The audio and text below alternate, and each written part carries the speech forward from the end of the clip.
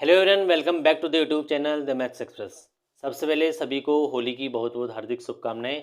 जैसे कि हमने पिछले वीडियो लेक्चर में डिस्कस किए थे तीन most important chapter, integral, application of integral और डिफरेंशियल इक्वेशंस।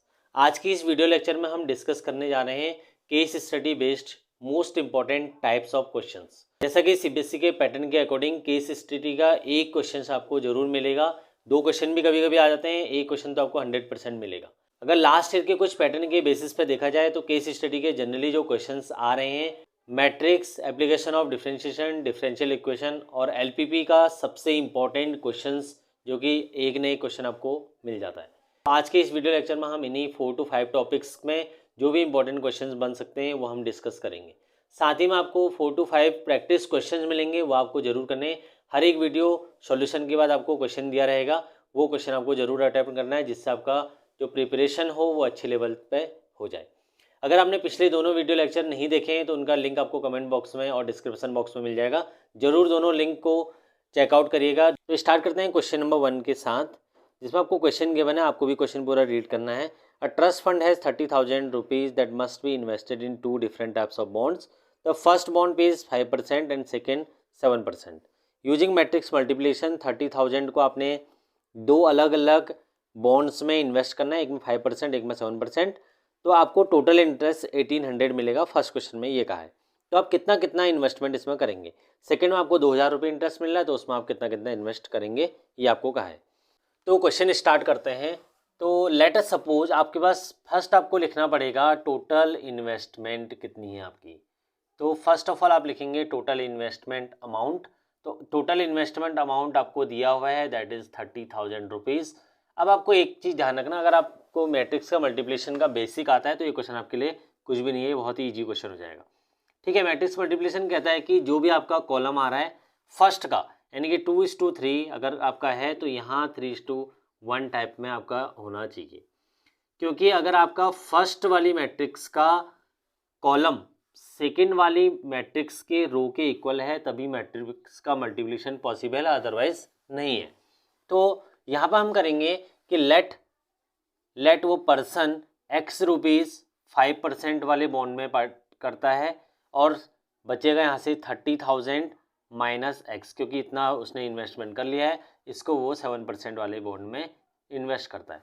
तो हमारे पास दो मैट्रिक्स बनेंगी। फर्स्ट बनेगा हमारा मैट्रिक्स ऑफ इन्वेस्टमेंट और सेकेंड हमारे पास बनेगा मैट्रिक्स ऑफ इन्वेस्टमेंट। बना लेते हैं इन्वेस्टमेंट का। सेकेंड मैट्रिक्स हमारी बनेगी मैट्रिक्स ऑफ इंटरेस्ट। ओके, जब हमारी मैट्रिक्स फर्स्ट वाली बनेगी तो इसमें अमाउंट होगा x और 30,000 माइनस x। सेकेंड वाला जो होगा उसमें हमारे पास मैट्रिक्स बनेगी, इस मैट्रिक्स को हम लिखेंगे 5/10 100%, यानी कि 5%, एंड सेकेंड आएगा हमारा 7%। ठीक है, अब आपको देखना है ये हमारा मैट्रिक्स है 1:2 और ये मैट्रिक्स हमारा 2:1 का। ठीक है, 1:2 और 2:1 मैट्रिक्स अगर आप देखेंगे तो ये दोनों 12-21 है, 12-21 और 21-12 है। तो यहाँ पर अगर आप देखेंगे 12-21 और 21-12 दोनों आपस में मल्टीप्लाई हो जाएंगे। आप किसी भी मैट्रिक्स को किसी से भी मल्टीप्लाई कर सकते हैं। Now the first one, total interest जो पेएबल है या जो उसने अर्न किया है वो हमको दिया हुआ है फर्स्ट क्वेश्चन में 1800 के equal. Now according to question 1800 is equal to, अब हमको ये दोनों मल्टीप्लाई करना है। यहाँ पर आप देखो तो आप किसी को भी किसी से मल्टीप्लाई कर सकते हो। ठीक है ना, क्यों मैं ऐसा कह रहा हूँ, क्योंकि 12-21 और 21-12 आपस में मल्टीप्लाई हो जाएंगे। ठीक है, हम कर लेते हैं इनको मल्टीप्लाई। यहाँ पर लिखेंगे x और यहाँ आएगा 30,000 माइनस x। इनको जब हम मल्टीप्लाई करेंगे तो फर्स्ट यहाँ पर आएगा 5% और नीचे होगा हमारे पास 7%। ठीक है, मल्टीप्लाई कर लेते हैं x इंटू 5, तो ये आ जाएगा 5% और यहाँ मल्टीप्लाई हो जाएगा 30,000 माइनस x को हम करेंगे 7% से मल्टीप्लाई। ठीक है, वैल्यू आएगी हमारे पास 1800। 100 दोनों का एलसीएम सेम है तो डायरेक्ट हम मल्टीप्लाई कर सकते हैं। 5/100 के साथ x है तो यहाँ पे x भी आएगा, तो हमारे पास वैल्यू आएगी 5x/100 plus 30,000 into 7/100 minus 7x/100 और इधर आ जाएगा 1800। क्लियर हो गया। अगर आपको कैंसिल आउट करना है तो वेल एंड गुड, अगर कैंसिल आउट नहीं भी करना है तब भी ये इजीली क्वेश्चन हमारा सॉल्व हो जाएगा। देखो यहाँ पे इसको कैंसिल आउट कर लेते हैं तो वैल्यू आएगी यहाँ पर 300 इंटू 7, तो ये वैल्यू आ जाएगी हमारे पास 2100। ठीक है, यहाँ से 1800 इधर जाएगा तो ये आएगा 1800, और इन दोनों का अगर हम चेक करेंगे तो 5 माइनस 7 तो ये आएगा माइनस 2x/100, और ये लेफ्ट में आगे हो जाएगा प्लस का 2x/100। ठीक है, यहाँ से वैल्यू हमारे पास आई 300 एंड 2x/100 की वैल्यू को हम इक्वेट करेंगे 300 के इक्वल, तो यहाँ से वैल्यू हो जाएगी 300 इंटू 100, तो ये हो जाएगा 30,000, x की वैल्यू हो जाएगी 15,000। इट मीन्स अगर उसको 1800 का टोटल इंटरेस्ट अर्न करना है तो उस पर्सन को 5% वाले में और 7% वाले में इक्वल अमाउंट डिपॉजिट करना पड़ेगा दोनों बॉन्ड में, तभी उसको 1800 का इंटरेस्ट मिलेगा। अब इसी में हमारा सेकंड क्वेश्चन है। तो फर्स्ट क्वेश्चन हमारे पास ये था, ये हमारा सॉल्व हो गया। सेकंड क्वेश्चन में सिर्फ एक चीज़ है, यहाँ पर आपका 2000 दिया हुआ है, तो 2000 के अकॉर्डिंग हम अब इस क्वेश्चन को सॉल्व करने जा रहे हैं। ठीक है ना, आपको ये क्वेश्चन करना है और साथ में इस क्वेश्चन को भी आपको करना है। इसके बाद आपको एक प्रैक्टिस क्वेश्चन मिलेगा, वो आपको जरूर करना है। यहाँ से अगर आप देखोगे तो 2000 इधर जाएगा तो इसकी वैल्यू हो जाएगी हमारे पास 100 रुपीज़। 100 से आप इधर देखेंगे 100 से मल्टीप्लाई करेंगे तो ये आ जाएगा आपका 10,000। 10,000 से डिवाइड करेंगे तो ये आएगा 5,000। इट मीन्स अगर आपको 2000 का टोटल अर्निंग करनी है तो उसके लिए आपको पहला यानी कि 5% वाले बॉन्ड में ओनली 5,000 रुपीज़ जमा करना है, और 7% वाले बॉन्ड में आपको 25,000 यानी कि 30,000 माइनस 5,000 जो कि एक्स है, इतना रुपया आपको सबमिट या डिपॉजिट करना पड़ेगा। ठीक है, आई होप आपको पूरा क्वेश्चन इजीली अच्छे तरीके से समझ में आ गया होगा। जो प्रैक्टिस क्वेश्चन आपको दिया जाएगा पहले आपको वो करना है, उसके बाद ही नेक्स्ट क्वेश्चन में जाना।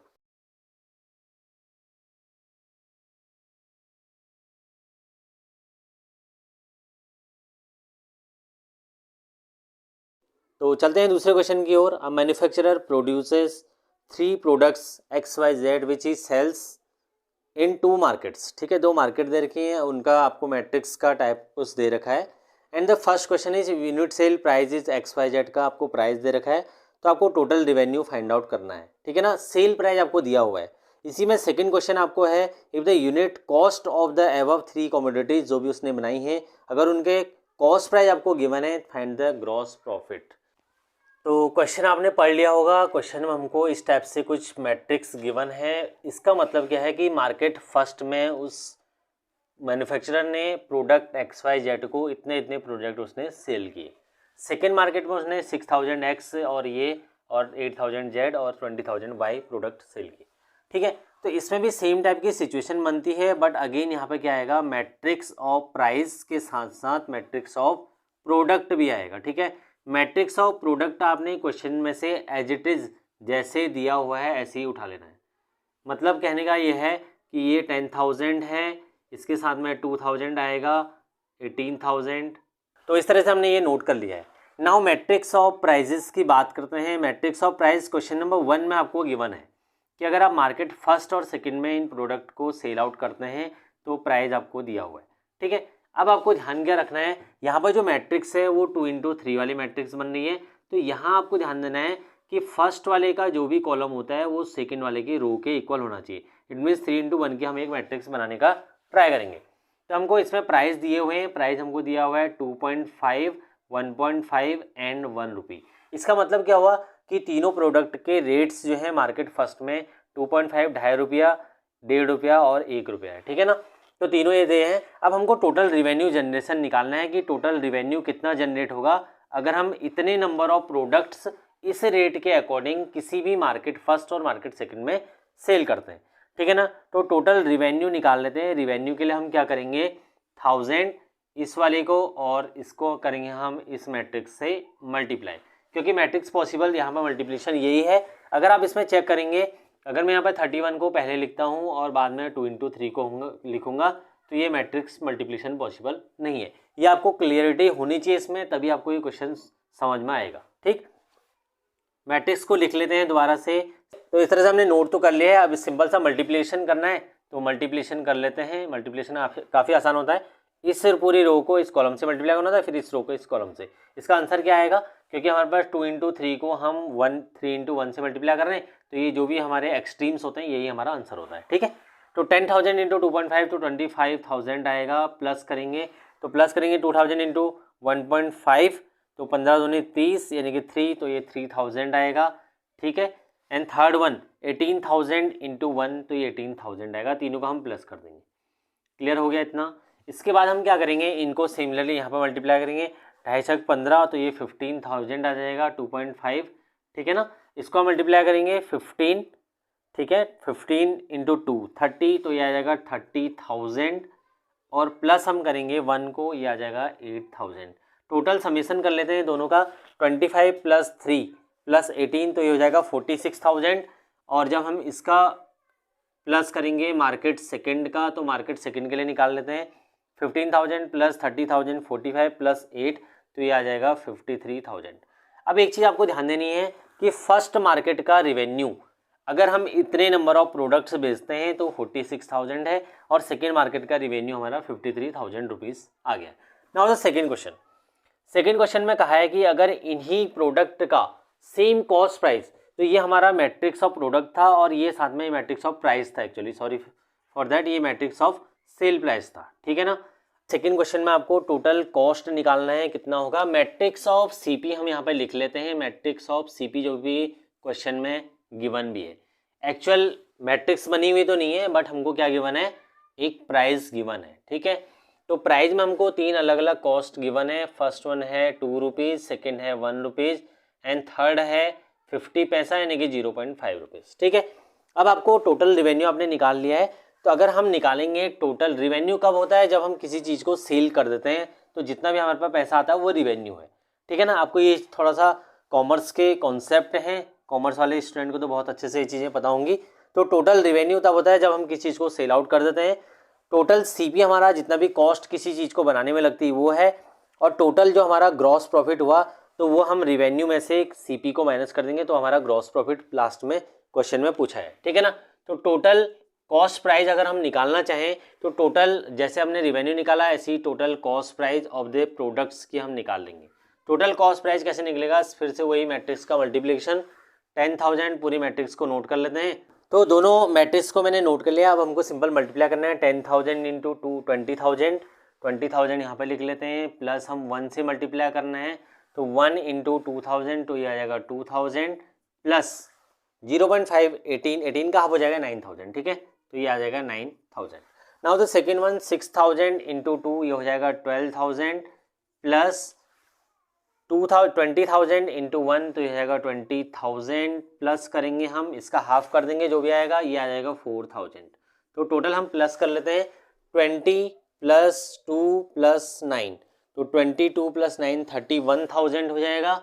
मार्केट फर्स्ट का टोटल कॉस्ट 31,000। मार्केट सेकंड का कॉस्ट निकाल लेते हैं, 12 प्लस 20 प्लस 4, तो टोटल ऐड करेंगे तो हमारे पास आएगा 36,000। इतना क्लियर हो गया आपको। तो ये मार्केट टोटल रिवेन्यू हमने निकाल लिया था, इसके बाद हमने टोटल कॉस्ट निकाल लिया है। अब हमको ग्रॉस प्रॉफिट निकालना है। ग्रॉस प्रॉफिट क्या होगा, टोटल कॉस्ट जो भी आएगी हमारे पास उसमें से टोटल रिवेन्यू जो भी आएगा उसमें से टोटल कॉस्ट को माइनस कर देंगे। तो टोटल ग्रॉस प्रॉफिट निकाल लेते हैं। ग्रॉस प्रॉफिट की वैल्यू मार्केट फर्स्ट के लिए अलग होगी और मार्केट सेकंड के लिए अलग हो जाएगी। मार्केट फर्स्ट के लिए जब वैल्यू निकालेंगे तो मार्केट फर्स्ट के रिवेन्यू में से मार्केट फर्स्ट का कॉस्ट माइनस कर देंगे। मार्केट फर्स्ट का रिवेन्यू है 46 और टोटल जो लागत है जो हमने पैसा लगाया वो 31,000 है। तो 46,000 माइनस 31,000 हम कर लेंगे तो आंसर आ जाएगा हमारा 15,000 रुपीज़ का हमको ग्रॉस प्रॉफिट हुआ है। ठीक है ना। And second one is the total gross profit of the market second, तो 53 में से हम 36 माइनस कर लेंगे, 53,000 माइनस 36,000 तो आंसर हमारा आ जाएगा 17,000 रुपीज़। तो इस तरीके से हमने इस क्वेश्चन को सॉल्व कर लिया है। आई होप आपको पूरा क्वेश्चन क्लियर हो गया होगा कि कैसे हमको इन क्वेश्चंस को अटेम्प्ट करना होता है। ठीक है, तो नेक्स्ट क्वेश्चन आपके साथ ही मैं भी पढ़ लेता हूँ। Total cost in rupees for production of particular item is given by the function CX equal to एक फंक्शन की फॉर्म में हमको एक वैल्यू पूरी दी हुई है, where x represent the number of units and marginal cost is the rate of change of x। तो जो भी आपको सी एक्स दिया है उसका अगर आप डिफ्रेंशिएशन कर देंगे तो आपको मार्जिनल कॉस्ट उससे निकल के आएगी। ये क्वेश्चन में दिया हुआ है। हमको 3 क्वेश्चन दिए हुए छोटे छोटे, हमको फाइंड आउट करना है मार्जिनल कॉस्ट, सेकंड में हमको number of units for which the marginal cost is minimum, यार एक क्वेश्चन और है। तो बड़ा ही आसान क्वेश्चन होने वाला है, अगर आपको समझ में आ जाएगा तो फिर आपके लिए ये क्वेश्चन बड़े ईजी हो जाएंगे। ठीक, तो क्वेश्चन में हमको एक चीज गिवन है कि टोटल कॉस्ट जो है वो एक फंक्शन से डिनोट हो रही है।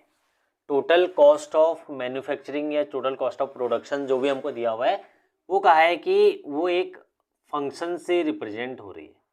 तो वो फंक्शन क्या है, सी एक्स। एंड सेकेंड वन कहा है हमसे कि जो मार्जिनल कॉस्ट है, marginal cost is the differentiation of this function. Clear. तो फर्स्ट हम देख लेते हैं इसका मार्जिनल कॉस्ट, क्योंकि फर्स्ट क्वेश्चन हमको मार्जिनल कॉस्ट ही पूछा है। तो पहले हम मार्जिनल कॉस्ट निकाल लेते हैं। मार्जिनल कॉस्ट का मतलब हुआ कि हमको इसका डिफरेंशिएशन करना पड़ेगा।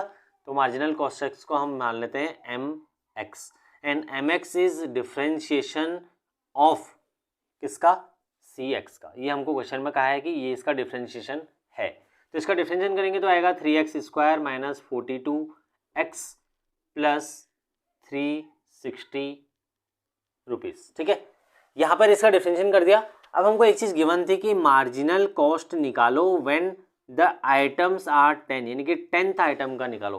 तो हम क्या करेंगे, 3 इंटू 10 की वैल्यू रख देंगे, 10 100 हो जाएगा, यहाँ से 42 इंटू 10 आ जाएगा प्लस 360। तो मार्जिनल कॉस्ट हमारी निकल जाएगी जब 10 आइटम हमारे बने होंगे। तो 3 इंटू 100 300 माइनस 420 प्लस 360, जब टोटल करेंगे तो 336 हो जाएगा। 660 में से 420, 66 में से 42 माइनस कर लेंगे, तो 42 माइनस करेंगे तो हमारा आंसर आएगा 240। तो 10th वाला जो भी प्रोडक्शन होगा हमारा एक्स, उसका टोटल कॉस्ट जो बनेगा वो 240 रुपीज़ बनेगा। Now the second question. Second question कह रहा है कि मिनिमम कितने आइटम हमको बनाने पड़ेंगे जिससे हमारा मार्जिनल कॉस्ट मिनिमम हो। ठीक है ना।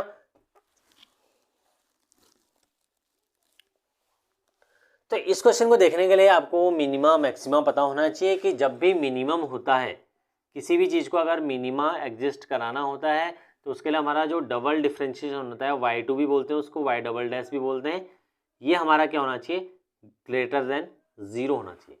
और मैक्सिमा के लिए इसके उल्टी कंडीशन हो जाती है, उसके लिए हम क्या करते हैं, जो y डबल डैश या y2 है वो लेस देन 0 होना चाहिए।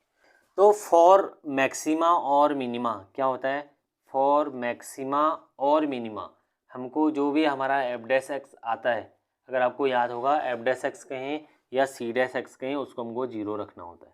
ठीक है, for maxima minima Y dash या D Y by D X equal to 0, ऐसे हम बोलते हैं कि D Y by D X को 0 रखो जब मैक्सिमा मिनिमा निकालना है। तो हमने यहाँ पे इसको 0 रखेंगे तो 3x स्क्वायर माइनस 42x और यहाँ से हो जाएगा प्लस 360 इक्वल टू 0। फिर इसके हम रूट्स निकालेंगे। तो रूट निकालने के लिए अगर आपको यहाँ दिखेगा तो 3 से ये पूरी इक्वेशन डिवाइड हो रही है, 3 1 जा 3, 3 14 और 3 1 20। ठीक है, हमारे पास वैल्यू आएगी 1 minus 14x plus 120 equal to 0। इसका तो हमको इसका फैक्टर करना पड़ेगा। फैक्टर देखते हैं इसके हो रहे हैं या नहीं हो रहे हैं। अगर हम इसको x square minus 20x plus 6x लिखते हैं तो ये तो इक्वल आ जाएगा, बट एक चीज़ यहाँ पर गलत हो जाएगी क्योंकि 120 इंटू एक्स स्क्वायर करेंगे तो ये प्लस में आएगा और ये माइनस में आएगा। तो इसका मतलब इसके जो फैक्टर हैं वो कंप्लीट फैक्टर नहीं होंगे या तो इमेजिनरी रूट्स इसके आएंगे, तो ये गलत हो जाएगा। तो हम इसको डायरेक्ट निकाल लेते हैं, x equal to minus b plus minus b square minus 4ac upon 2a से। ठीक है, ये हमारा श्रीधराचार्य फॉर्मूला है, इसमें ए बी सी की वैल्यू पुट कर देंगे। ए की वैल्यू हमारे पास 1 है, बी की वैल्यू माइनस 14 है और सी की 120 है। ठीक है ना। तो माइनस बी तो माइनस माइनस प्लस हो जाएगा 14 plus minus b square minus 4ac। तो बी स्क्वायर माइनस 4ac करेंगे तो बी स्क्वायर की वैल्यू कितनी है, -20 -20 का स्क्वायर करेंगे 400 आएगा और प्लस माइनस तो यहाँ पर माइनस आ जाएगा 4 इंटू ए इंटू सी और सी की वैल्यू हमारे पास 120। तो इसके दो इमेजिनरी रूट्स आएंगे। एक minute, I have to check the questions. Function को चेक कर लेते हैं, एक्स क्यूब माइनस, यस एक मिस्टेक हो रही है क्वेश्चन में, ये 39x स्क्वायर है। एक्चुअली इस क्वेश्चन का सॉल्यूशन है नहीं मेरे पास, तो इसको हम अभी सॉल्व ही कर रहे हैं। 39x स्क्वायर है, अगर ये 39 होगा तो ये कितना हो जाएगा, 39 इंटू 2 तो ये हो जाएगा 78, वो भी प्लस में होगा 78x, तो 78 को हम मल्टीप्लाई करना पड़ेगा। x की वैल्यू कितनी है 10, तो 78 इंटू 10 हो जाएगा 780 तो इसको आप प्लस कर लीजिएगा, ठीक है ना, जो भी प्लस करके आएगा, क्योंकि प्लस करना तो आसान है। यहाँ पे भी थोड़ा सा हमको चेंज करना पड़ेगा क्वेश्चन को, क्योंकि यहाँ आएगा हमारे पास प्लस का 78x, 78 3 से डिवाइड तो हो जाएगा, यस, तो ये आ जाएगा 26, ठीक, तो प्लस इसकी जगह आ जाएगा 26x, हाँ ठीक है, आप ठीक है, 20 × 6, तो ये 20x और 6x, अभी इजीली देखो सॉल्व हो जा रहे हैं वैल्यू, ठीक है। तो अब तो इसके फैक्टर भी बन जा रहे हैं, तो फैक्टर अगर बन जाएंगे तो क्या हो जाएगा, x + 20 हो जाएगा, यहाँ से 6 कॉमन ले लेंगे, 6x + 20 हो जाएगा, तो वैल्यू आ जाएगी इसकी x + 20 और x + 20 हम कॉमन ले लेते हैं, तो x + 20 एक वैल्यू आएगी, दूसरी x + 6 आ जाएगी, इक्वल टू 0 कर देंगे, तो पहली वैल्यू आ जाएगी x की वैल्यू -20 और सेकेंड आ जाएगी x की वैल्यू -6। नाउ इतना करने के बाद हमको क्या करना होता है, ठीक है, जब हम C' निकाल चुके हैं, C' हमको मार्जिनल कॉस्ट बता रहा है, मार्जिनल कॉस्ट का जब हम डिफरेंशिएशन चेक कर रहे हैं, मीन्स दिस वन, उसके हम रूट से निकाल रहे हैं, रूट से हमारे पास 2 वैल्यू आ रही है, जैसा हम डिफरेंशिएशन में करते थे। इसके बाद हमको क्या करना होता है, ये वाला स्टेप, ठीक है, क्योंकि मिनिमा है तो मिनिमा के लिए y" हमको चेक करना पड़ेगा। y" का मतलब क्या हुआ, C का एक बार और डिफरेंशिएशन करेंगे, ठीक है, इसका मतलब d/dx ऑफ C' आएगा, तो C' का जब डिफरेंशिएशन करेंगे तो डिफरेंशिएशन हमको इसका करना पड़ेगा, C' ये है, तो C' की वैल्यू हो जाएगी 6x + 78, तो यहाँ पे हम x की वैल्यू पुट करेंगे, तो x की वैल्यू पुट करेंगे तो -20 और -6 दो वैल्यू आ रही हैं, तो दो वैल्यू हमारी आ रही है, तो 78 एक बार इसको चेक कर लेते हैं, 20 × 6 रखेंगे तो आ जाएगा -120, ठीक है, + 78, तो यहाँ तो वैल्यू नेगेटिव आ रही है, <0, बट अगर हम x की वैल्यू चेक करते हैं -6 पे, तो 6 × -6 + 78, इसमें से अगर हम 78 में से 36 माइनस करेंगे तो वैल्यू हमारे पास आएगी 36 + 6 42, विच इज़ ग्रेटर देन 0। तो x की कौन सी वैल्यू हमको सेलेक्ट करनी होती है, ये हमारा डिपेंड करता है इन दोनों वैल्यू पे, ठीक है ना। जिस वैल्यू पे हमारा डबल डिफरेंशिएशन पॉजिटिव आ जाएगा ग्रेटर देन 0, वही वैल्यू हमारी x की सेटिस्फाई करेगी। इट मीन्स x की क्वांटिटी 6 लेने पे हमारा जो मार्जिनल कॉस्ट होगा वो मिनिमम होगा, तो हम लिखेंगे at x = 6 the marginal cost will be minimum, ठीक है, आपको समझ में आ गया होगा, marginal cost will be minimum, क्योंकि जैसे हम 20 सेलेक्ट करेंगे ना यहाँ से x = -6 marginal cost will be minimum, but ये क्वेश्चन में थोड़ा सा मिस्टेक्स हैं क्योंकि x माइनस में तो हो नहीं सकता है, ठीक है।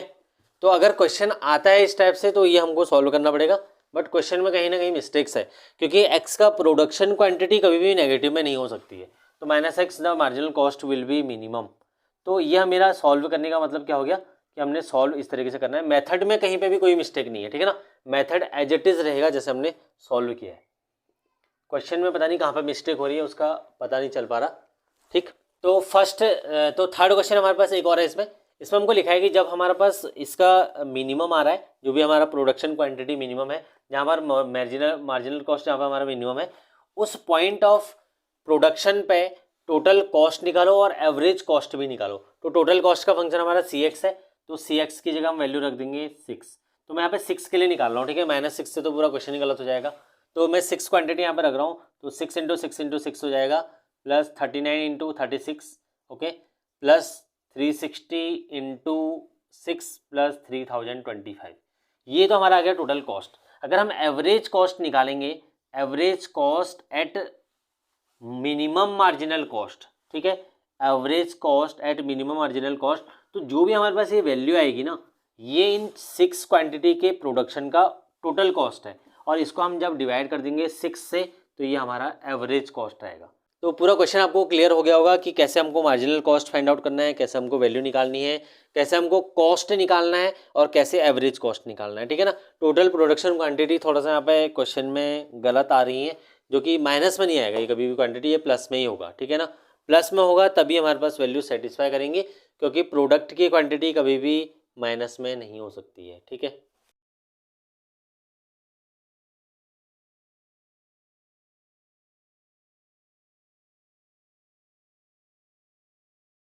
तो चलते हैं नेक्स्ट क्वेश्चन की ओर। Question number 4, in a bank principal increases continuously at the rate of 5% per year, an amount of 1000 is deposited with this bank, how much will it be worth after 10 years. तो 10 साल के बाद वो amount कितना हो जाएगा पूछ रहा है, अगर हम 1000 रुपीज़ जमा करते हैं तो। तो क्वेश्चन आपको अगर समझ में नहीं आया हो तो ये क्वेश्चन मैं आपको बता दूं, ये डिफरेंशियल इक्वेशन का क्वेश्चन है।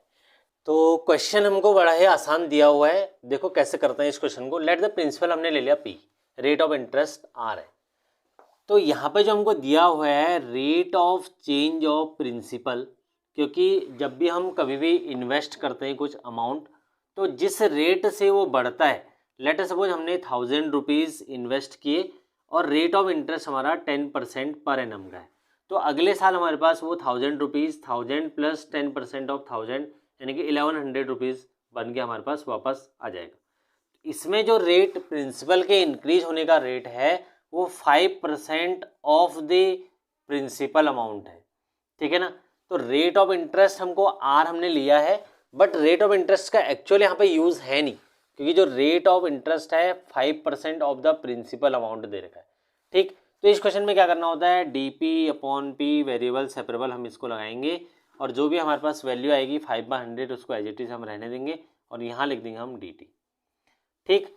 ऑन इंटीग्रेटिंग इसके बाद हम इंटीग्रेट करेंगे on integrating with respect to p, जो भी यहाँ पर हमारे पास टी के रिस्पेक्ट में होगा तो यहाँ पर आ जाएगा 5/100 टी प्लस और यहाँ पर आएगा हमारे पास लॉग पी, ठीक है। यहाँ पे भी हम लॉग लेंगे, लॉग सी आ जाएगा। वैल्यू यहाँ से कैलकुलेट करेंगे तो वैल्यू हमारे पास कितनी आएगी, log P minus log C. तो log P minus log C क्या होता है, log A minus log B, जिसकी वैल्यू होती है log A upon B, log P upon C. तो लॉग ए अपॉन बी की वैल्यू हम कैलकुलेट करेंगे तो 5/100 या 0.05 ऑफ टी के इक्वल आ जाएगा, ठीक। या इसके बाद हम यहाँ पे एक कन्वर्जन और आपको पता होना चाहिए, जब हम यहाँ से लॉग इधर ले जाएंगे तो ये 0.05 टी है एक्चुअली, तो 0.05 टी ये E to the power 0.05 T बन जाएगा, which is equal to P upon C. यहाँ से पी की वैल्यू हम चेक करेंगे तो आएगा सी e to the power 0.05 T. इसके बाद ये क्वेश्चन कंडीशनल बन जाएगा। ये जो इक्वेशन आपके पास है यही सबसे इंपॉर्टेंट इक्वेशन जो आपको फाइंड आउट करनी है। इसके बाद हमारे पास कंडीशन है t equal to 0, at t equal to 0 जब हमने वो टाइम था जब हमने 1000 रुपीज़ इन्वेस्ट किए हैं, and after t equal to 10 ये वो टाइम है जब हमको हमारा फाइनल अमाउंट कितना होगा हमको फाइंड आउट करना है। तो P की वैल्यू जब हम यहाँ पे 1000 पुट करेंगे तो 1000 इज इक्वल टू C और e टू दी पावर यहाँ हम 0 पुट करेंगे तो e की पावर 0 तो हमारे पास 1 हो जाएगा। तो C की वैल्यू अगर आप यहाँ से देखोगे इस इक्वेशन से तो C इंटू 1, क्योंकि e टू दी पावर 0 1 है, C की वैल्यू हमारे पास 1000 आ गई है। नाउ इसी इक्वेशन में जब हम ये वैल्यू पुट करेंगे P is equal to C e to the power 0.05 t में जब हम t को 10 रखेंगे और c की वैल्यू को हम काउंट करेंगे, c की वैल्यू हमारे पास कितनी है 1000 है, तो यहाँ से हमारे पास वैल्यू कैलकुलेट हो गया आएगी। देखो इसको कैसे करेंगे, p equal to c e to the power 0.05 t. Now second equation और सेकेंड कंडीशन है t equal to 10 years and p we have to find out. So p की वैल्यू हमको फाइंड आउट करनी है विच इज अननोन, c की value हमारे पास 1000 है, e to the power 0.05 into 10, तो ये वैल्यू हो जाएगी 1000 e टू दी पावर 0.5। इसीलिए हमको ये वैल्यू गिवन थी 0.5 की, तो इसकी वैल्यू हम यहाँ पुट करेंगे 1000 इंटू 1.648, तो हमारी फाइनल वैल्यू हो जाएगी 1648 रुपीज़ आफ्टर 10 ईयर्स। जो हमारा प्रिंसिपल है वो 1648 रुपये बन जाएगा। देखो कितना सिंपल सा क्वेश्चन था, बट चीज़ें तब सिंपल होती हैं जब आप क्वेश्चंस करेंगे। एक दो क्वेश्चन में अगर इसके बाद एक क्वेश्चन आपको मिलेगा सिमिलर टाइप का, बट उसमें एक चीज़ आपको ध्यान रखनी है कि जो क्वेश्चन है उसमें दिया हुआ है d p by d t is equal to R% of p. ध्यान रखना है R% ऑफ पी। यहाँ पे क्वेश्चन क्या था कि जो हमारा प्रिंसिपल है वो 5% के रेट से इंक्रीज हो रहा है, तो यहाँ पे हमारा जो प्रिंसिपल है वो R% के रेट, R% का मतलब होता है R/100, तो R/100 इंटू पी के अकॉर्डिंग हमारा क्या होगा, चेंज होते जाएगा प्रिंसिपल। तो इसके बाद आपको एक डाउट आएगा इसमें कि अगर हम यहाँ पे एक और अननोन हमारे पास बढ़ गया है, देखो यहाँ पे क्या था 5% कॉन्स्टेंट था, यहाँ पे R भी आ गया है, तो जब आप इसको सॉल्व करेंगे तो R फंक्शन बनेगा T का, क्योंकि हम यहाँ पे क्या करेंगे dp/p इंटीग्रेट करेंगे और यहाँ पे क्या लिखेंगे RT और फिर यहाँ भी इंटीग्रेट करेंगे R/100 इंटू टी। अब आपको ध्यान ये रखना है कि जो R है वो एक कांस्टेंट की तरह काम करेगा, ठीक है ना। फिर हम जैसा हमने यहाँ क्वेश्चन में किया है सेम एज इट इज, और जहाँ जहाँ R जाता रहेगा। और ये चीज़ सबसे इंपॉर्टेंट है जो आपको ध्यान देनी है, यही इस क्वेश्चन की रूट है। ये मान लो कि अगर तुमको आंसर निकालना तो ये पता होना चाहिए, लॉग जब इधर जाएगा तो e⁻0.05t में कन्वर्ट हो जाएगा। देखो अगर सिंपल सा कहूँ, अगर मैं आप इसको उल्टा दोबारा देखना चाहते हैं तो यहाँ दोनों साइड लॉग ले लो, लॉग ले लिया, यहाँ भी लॉग ले लिया, तो ये जो पावर है ये आगे आ जाएगी। तो यही पावर तो है 0.05 और लॉग ई की वैल्यू कितनी होती है 1। तो जिसको समझ में नहीं आया अब ये चीज़ें क्लियर हो गए होंगे, ठीक है।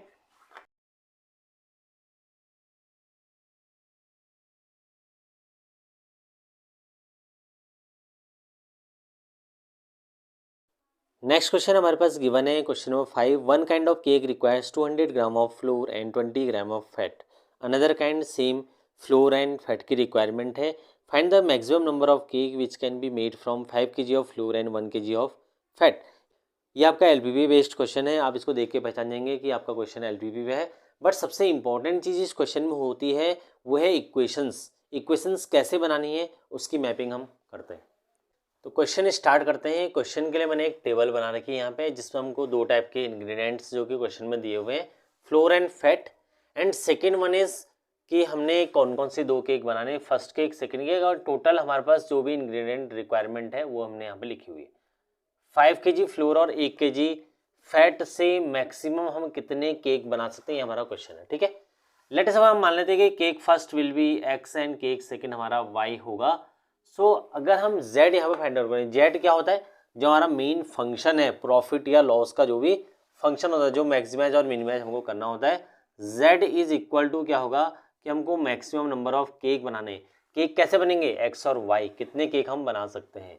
Okay, so requirement, on the basis of requirement हम ये चेक करेंगे कि क्या क्या इक्वेशन हमारी बन रही है। The first one is 200 gram of x plus 100 gram of y। ये हमारा कभी भी इससे ज़्यादा नहीं होना चाहिए, क्योंकि देखो ये 5 kg है, 5000 आ जाएगा, क्लियर।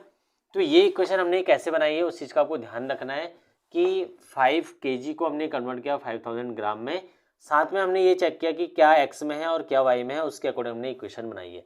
सेकेंड हम क्या लिखेंगे, सेकेंड टाइप का फ्लोर का हम यूज़ कर रहे हैं 25x प्लस 50y, और इसको हम लिखेंगे लेस देन इक्वल टू 1000। ऐसा हमने इसलिए किया है क्योंकि ये जो टोटल केजीज में हमको दे रखे इंग्रेडिएंट्स, ये कभी भी इससे ज़्यादा नहीं हो सकता। मतलब ये है कि आप 5001 ग्राम यूज़ नहीं कर सकते हो, इससे कम में या इसके इक्वल ही हमको टोटल अमाउंट लेना है, उससे ज़्यादा नहीं हो सकता है। 0 0 कैंसिल कर देंगे दोनों के, तो वैल्यू आ जाएगी हमारे पास 2x plus y is less than equal to 50। यहाँ पर हमारी इक्वेशन अगर सॉल्व करोगे तो 25 और 25 तीनों कैंसिल हो जाएंगे, ये 2 आएगा, ये 1 आएगा और ये 40 आएगा। तो हमारे पास इक्वेशन बनेगी x plus 2y is less than equal to 40, ठीक है। दो इक्वेशन बन गई, दो इक्वेशन बन गई। इसके बाद हमको क्या करना होता है, ग्राफ ड्रॉ करना होता है। इसका ग्राफ ड्रॉ कर लेते हैं। तो हमने एक सिंपल सा ग्राफ बना लिया है जिसमें मैंने y एक्सिस और x एक्सिस में कुछ नंबर लिखे हुए हैं, साथ में यहाँ पे मैंने ओरिजिन लिख दिया है, ठीक है ना। आपको क्या करना है, इन इक्वेशंस को लीनियर इक्वेशन की तरह कंसीडर करना है। 2x plus y is equal to 50, ठीक है। यहाँ से हम बॉक्स बनाएंगे, आपको यही करना है जो मैं यहाँ पे बता रहा हूँ, उसी को फॉलो करना आप, ठीक है।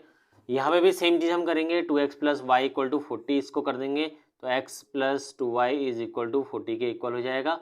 x और y में इसमें दो वैल्यू आएंगी, x और y, x एंड y।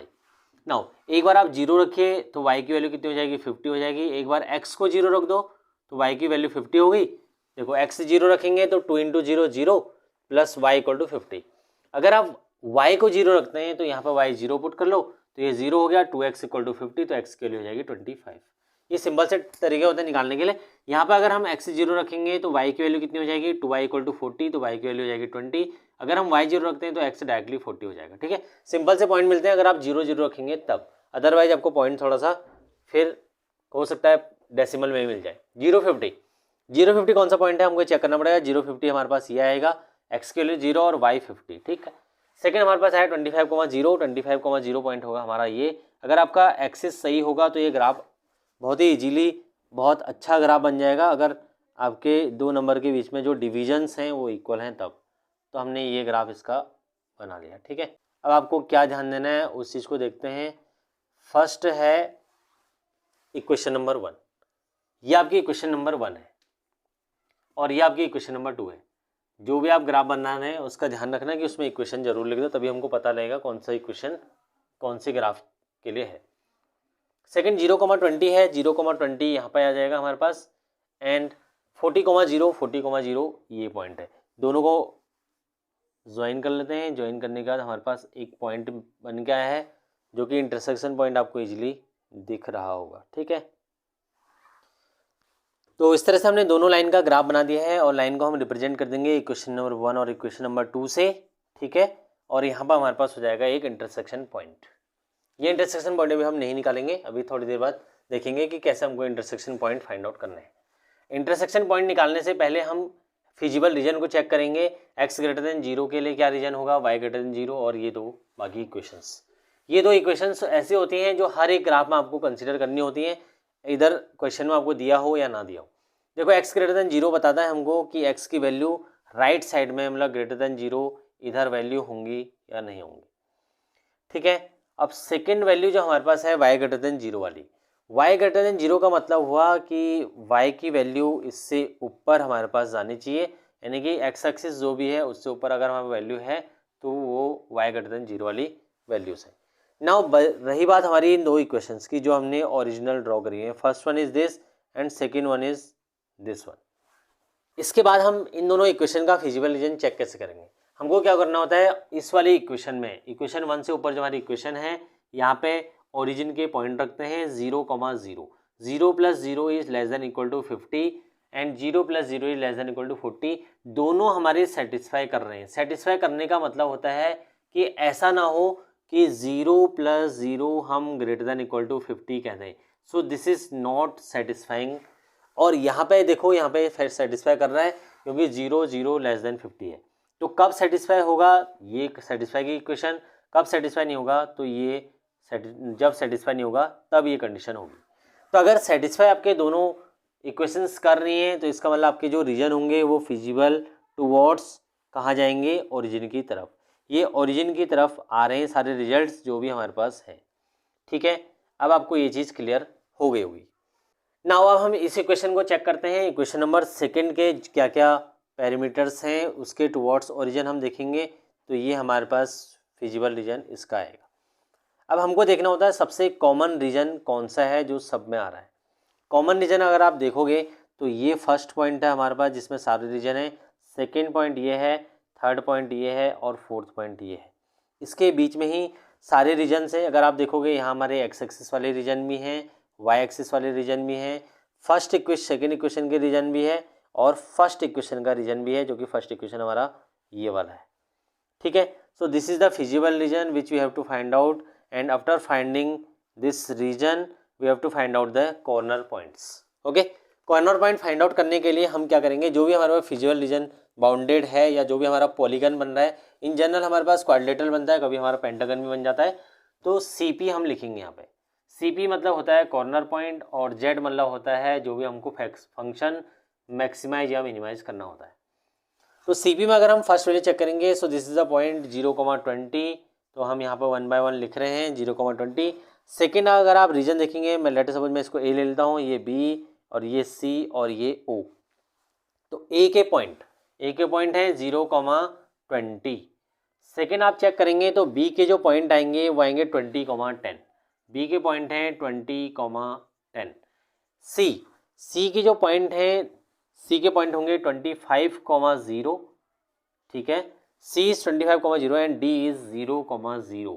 इनमें हम वैल्यू चेक करेंगे X और Y की।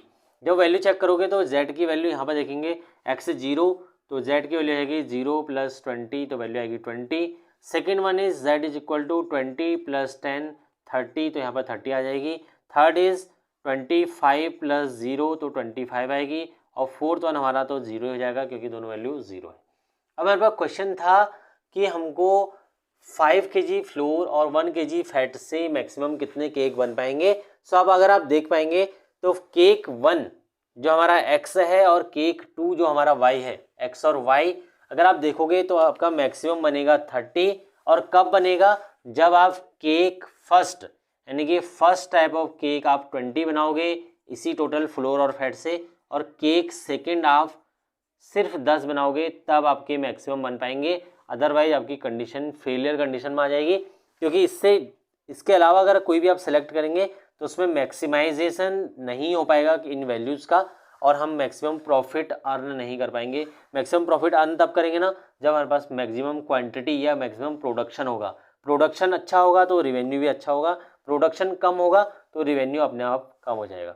सो this is the question, most important type है एलपीपी का। इसका एक क्वेश्चन आपको मिलेगा, उस क्वेश्चन को आपको खुद करना है और उसका आंसर आपको XYZ जो भी होगा जिसमें भी क्वेश्चन होगा वो आपको कमेंट बॉक्स में पोस्ट करना है। आई होप पूरा वीडियो लेक्चर आपको क्लियर हो गया होगा।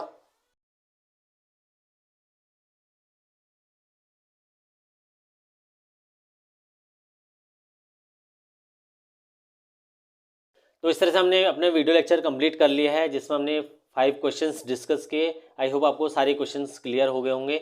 जो भी क्वेश्चन आपको प्रैक्टिस वर्क में मिलते हैं वो आपको कंप्लीट करने हैं। अगर आपने पिछले दोनों वीडियो लेक्चर नहीं देखे हैं तो उनका लिंक आपको डिस्क्रिप्शन बॉक्स में मिल जाएगा, उनको ज़रूर चेकआउट करिएगा। उसमें मैंने तीनों चैप्टर्स के मोस्ट इंपॉर्टेंट टाइप्स जो भी बन सकते हैं वो डिस्कस किए हैं। साथ ही में इंटीग्रल्स का जो फर्स्ट वीडियो है उसमें मैंने बेसिक कॉन्सेप्ट में जितने भी इंटीग्रल्स के टाइप के इंटीग्रल के टाइप बन सकते हैं वो मैंने डिस्कस किए हैं। आई होप आपको सारे क्वेश्चंस क्लियर हो गए होंगे कि किस तरह से हमको केस स्टडी के क्वेश्चंस अटेम्प्ट करने हैं। तो once again a very happy Holi to all of you and best of luck for your exam. तो मिलते हैं नेक्स्ट वीडियो लेक्चर में, तब तक के लिए गुड बाय, टेक केयर, खुश रहो, सीखते रहो, जय